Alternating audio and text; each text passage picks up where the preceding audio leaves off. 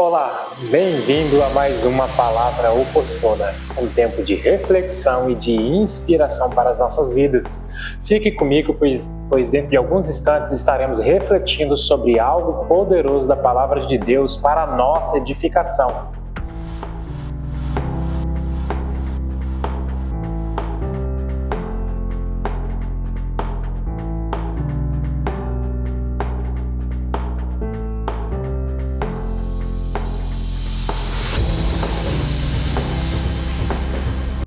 Voltei, graça e paz.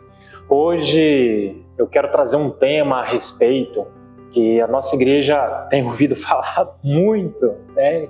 Quem congrega junto conosco tem ouvido falar muito a respeito de fazer o básico, né? Que o básico ele é a oração e palavra de Deus. Esse é o mínimo que um cristão, uma cristã, ela deve fazer. E o nosso tema que eu quero trabalhar é a respeito do poder do básico, né? A oração sincera e a vida na palavra de Deus. E o nosso texto ele vai estar lá no 2 Reis, no capítulo 19, do verso 14 até o verso 19. Acompanhem comigo. Ezequias recebeu a carta das mãos dos mensageiros e a leu. Então Ezequias subiu à casa do Senhor e estendeu a carta diante do Senhor. E Ezequias orou diante do Senhor, dizendo: Ó Senhor, Deus de Israel, que está entronizado acima dos querubins, somente Tu és o Deus de todos os reinos da terra. Tu fizeste os céus e a terra. Inclina, ó Senhor, os ouvidos e ouve. Abre, Senhor, os olhos e vê. Ouve as palavras de Senaqueribe, as quais ele enviou para afrontar o Deus vivo. É verdade, Senhor, que os reis da Síria assolaram todas as nações e as suas terras e lançaram no fogo os deuses dele, porque não eram deuses, mas objetos de madeira e pedra, feitos por mãos humanas. Por isso os destruíram. Agora, ó Senhor, nosso Deus, livra-nos das mãos dele, para que todos os reinos da terra saibam que só Tu, ó Senhor, é Deus. Amém. Aqui, meus irmãos e minhas irmãs, é uma leitura de uma oração a respeito do rei Ezequias. O rei Ezequias ele é muito conhecido porque ele é o rei que recebe uma mensagem, né, da parte de Deus, onde o profeta Isaías transmite para ele: olha, prepara a tua casa porque você vai morrer. Basicamente ele fala isso, né? E aí Ezequias fica muito triste, ora, vira o rosto para a parede, ora e fica muito triste, chora, e aí Deus compadece disso, né, tem misericórdia a respeito de Ezequias e acrescenta ali mais 15 anos. Mas o que eu quero focar não é esse trecho muito conhecido. Eu quero focar em momentos antes deste momento, que é justamente quando a Assíria fez um cerco contra o povo de Judá, contra o reinado ali em Jerusalém, que era Ezequias o rei nessa época. Então, que era um momento muito difícil para Ezequias, para o reinado naquele momento. Por quê? Porque eles estavam sem poderio militar, eles não tinham força bélica, ou seja, eles não tinham poder militar para enfrentar uma guerra o suficiente, ainda mais contra a Síria, que tinha mais de 100 mil homens para enfrentar eles, né? Até no entanto que o rei, o Senaqueribe, né, o rei da Síria, mandou uma mensagem dizendo para eles que se o Ezequias fizesse um acordo com eles, se entregassem, eles enviariam 2.000 carruagens, né? E aí ele destaca: se é que vocês têm cavaleiros para elas. Ou seja, nem cavaleiros para 2.000 carruagens eles tinham, eles não estavam preparados para isso. Mas aí por que Ezequias não se rendeu? Porque é o seguinte: o reinado da Síria era um reinado que gostava de fazer mistura. Até porque um rei antes de Ezequias, que era Acais, fez essa parceria, fez esse contrato, fez essa rendição com o rei da Síria. Só que o Acais levantou altares, ele profanou o templo, né, misturando deuses, enfeitando todo o templo com qualquer tipo de imagem de deuses, né? E aí o povo foi misturado, aquela mistura que o próprio Deus já falou lá em Deuteronômios, que não era para se misturar. Então o Acais fez isso, um reinado antes de Ezequias. E aí, até no entanto, que Acais sacrifica filhos para outros deuses, para a deusa Aserá. Então nós temos aqui que um reino anterior foi um reino profano, um reino pagão. E aí Acais, quando ele assume, a primeira coisa que ele faz é limpar os altares. É fazer uma purificação, chama os sacerdotes, chama a nação e fala, olha, vamos nos purificar porque fizemos o que era mal diante do Senhor. E aí começa todo esse processo de purificação. Vai no templo, tira todas aquelas imagens que estavam ali, né, de outros deuses, e somente o Deus de Israel, ele é adorado neste momento. Então, ou seja, o primeiro ponto que eu quero trazer aqui, antes da gente entrar no texto, é o que? A primeira coisa que precisamos para ter uma vida com Deus, uma vida uma oração de resposta e uma vida de revelação da palavra de Deus, é limpar aquilo que tira o Senhor do primeiro lugar. Ou seja, se tem algo na sua vida que tem mais prioridade do que Deus, tem que tirar. E isso vai incluir, eu não estou falando só de imagens, como é o contexto pós-Acais, quando Ezequias começa a reinar. Eu estou falando no contexto de muitos itens. Time de futebol. Hoje nós estamos numa época de campeonatos onde times de futebol estão ganhando muito e estão se achando, estão ganhando vários campeonatos e estão se achando, outros estão com invejas e outros estão com ódio, entende?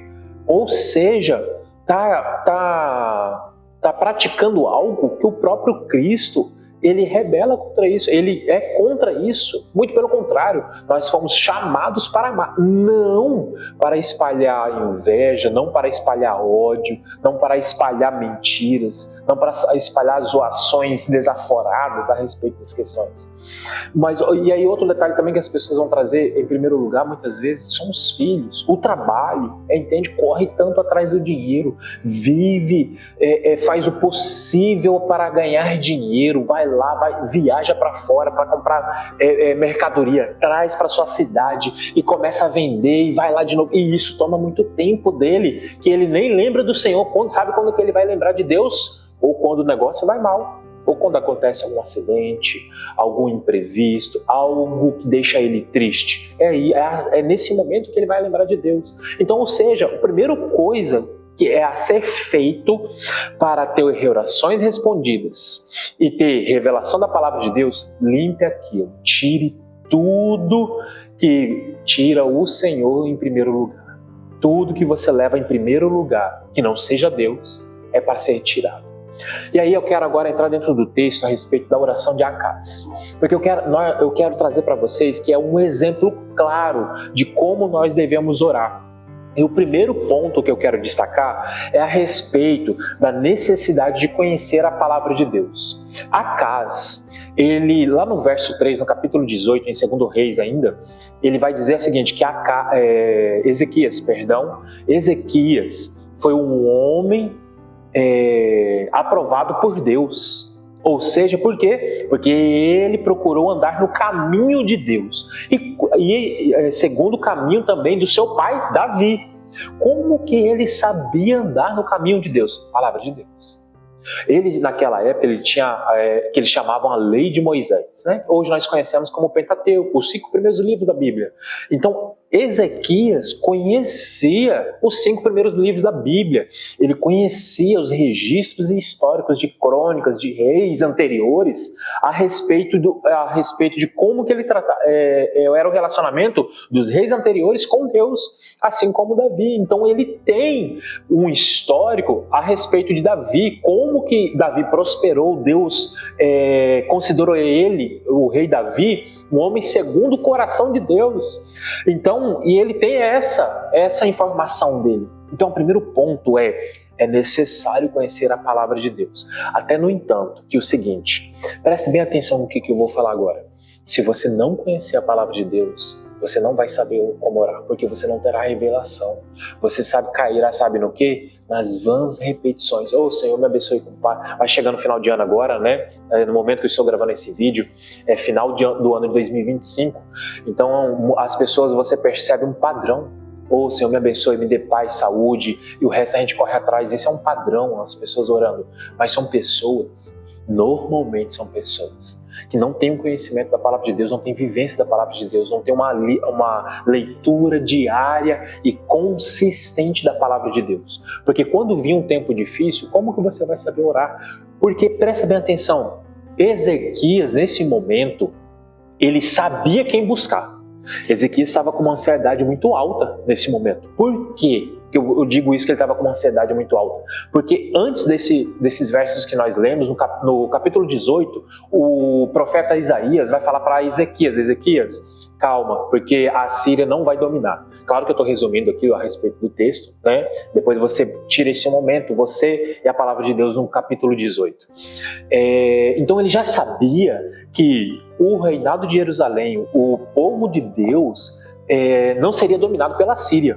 Deus lhe protegeria, mas ele estava com ansiedade alta, porque ele estava com medo, porque pela lógica eles não tinham condições de enfrentar o exército da Síria, eles não tinham cabimento, não tinha pessoas o suficiente para enfrentar eles, então pela lógica não batia, mas Senhor, isso não bate, como que iremos vencer? Claro que ele estava levando em consideração as coisas humanas, mas isso é natural, porque você vai aprendendo isso no decorrer da sua maturidade, da sua vida cristã, que as coisas não dependem de nós, mas sim de Deus, e Ele tem todo o poder para isso. Tem poder para baixar a sua ansiedade, tem poder para restaurar casamentos, tem poder para trazer você à vida do mundo dos mortos. Ele tem poder no céu, na terra e debaixo da terra. Esse poder está nas mãos dele, do nosso Senhor Salvador Jesus Cristo.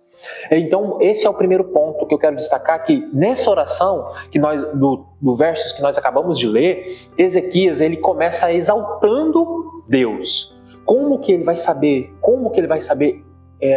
exaltar Deus, que é o Criador dos céus e da terra, se ele não tivesse lido a palavra de Deus? Entende?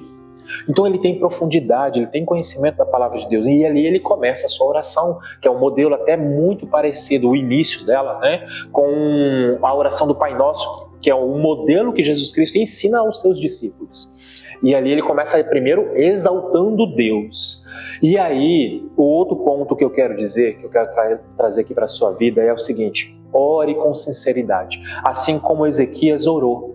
Porque ele começa falando, o Senhor é exaltado. Eu estou resumindo o texto, né? Os versos que nós lemos, os primeiros versos. E aí depois ele fala, é verdade, Senhor, que a Síria venceu todos os outros reinos da terra, mas eles tinham falsos deuses, porque eram feitos de madeira e de pedra por mãos humanas, mas só o Senhor é Deus de verdade. E aí ele vai e fala a respeito disso, para com Deus, ora com sinceridade, Pai. E aí ele vence até, no entanto, que a lógica que estava na mente dele. E eu imagino, isso não está no texto, né? Eu estou imaginando aqui agora, que a ansiedade nesse momento dele, ele baixa, e ele com certeza vai sentir a paz que excede todo entendimento. Até porque, depois dessa oração, o que ele faz? Ele monta uma comitiva e vai lá até onde está o acampamento da Assíria. Quando ele ora, ele sai do templo ali, do lugar onde o Senhor estava, né, a presença do Senhor naquela época. Aí ele monta essa comitiva e vai para lá. Aí eles dormem.